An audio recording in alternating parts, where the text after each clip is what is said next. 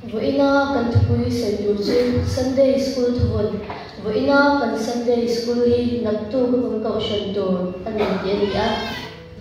kan thupui hian Krista taksa le mautu kausan dikle thiang ni tura Sunday school koi mozia atar nang chiang le ni sia sam number za so pakwa chang za konga achuan ithu hi ke atar te hian kon bar ni a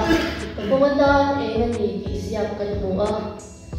kan kong min e na min shwai tu chan nam na kong min ko hu tu pathian thu tak kan zir na school Sunday school du zia le a hlut na ama kan ngai hlut si la zia hi mai to abe to ngayen diktak chuan cha pui vong vong tu ko phian Sunday school ni kan bu chon to in sia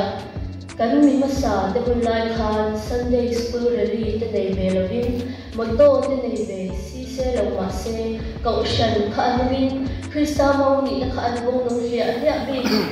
enge chan kan ti chuan pathian thu zir na school Sunday school kha an ken nu tat bi wa ngalong ni kan zorang mai ni lo ko ve bum pui hi han clear te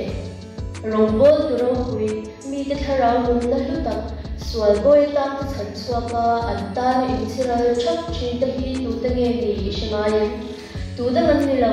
no bang te an ni lai changa Sunday school ngai poi mo a mai ngai lo wa kal zan zan chi te an lo ni zel zu nya an lumat mai ti ro chu mi Sunday school chan le pui tu te awang chuan ko shan hi kan lunga malam bana kal thei kan ni hi abalu e hei hi ngai tu ave to ngai kan ram ko shan siat to zia le piang thar kan pun na sat ang chi a sual apun na sat si zia te hi thera it om tak achu lam chunge ti na e chia a e ta ani lo ang mai hian Sunday school palsam nge tin ko shan hi e semeka Calvary Hospital dian soi huai huai ko shan me po dam narun ating zau lo me ka ni hi eng wange niya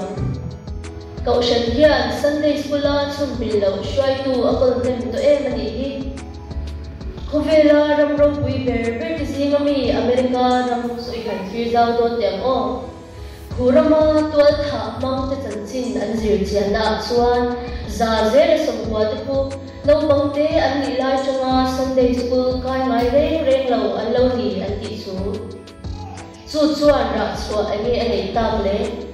tuan tha na me ni lovin khurama ko shan te ko anrawa apui em rimot mai ni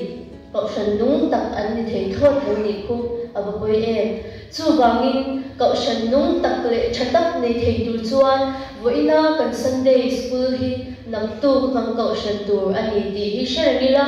Sunday school tel lo ko shan chu nulak ne thatak fin na le ram shiat na nei si lo chamoli an ti angkha ani ti sia in kan moto voina kan Sunday school hi namtu khang ko shan tur ani ti hi ken lung tat turin lali suwa kingin som che uni e kalome